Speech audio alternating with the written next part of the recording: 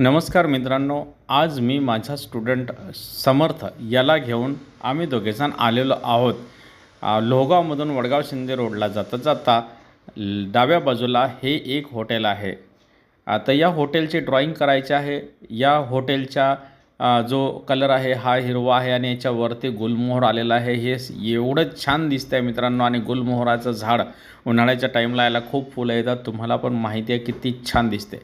तर मित्रांनो, याचं ड्रॉईंग करायची इच्छा रोज मनामध्ये असायची. मग आता विद्यार्थ्याला डेमो द्यायचा आहे, तर डेमो द्यायला मग मी इथे लाईव्ह पेंटिंग करायला घेऊन आलो आणि समर्थला मी सांगितलं की आपल्या पेजवरती याला मांडायचं कसं, फ्रेममध्ये बघायचं कसं, आणि फ्रेममध्ये बघितल्यानंतर यामध्ये होरायझन, लाईन आणि पर्स्पेक्टिव्ह हे ॲड कसे करायचे. हे झाल्यानंतर आपण जो आपला 2D पेपर आहे याच्यावरती शेड्स कसे टाकायचे, लाईट आणि शॅडोचे शेड्स कसे मांडायचे, हे सगळं त्याला समजावून सांगितल्यानंतर त्यांनी पण माझ्यासोबत छान पेंटिंग केली.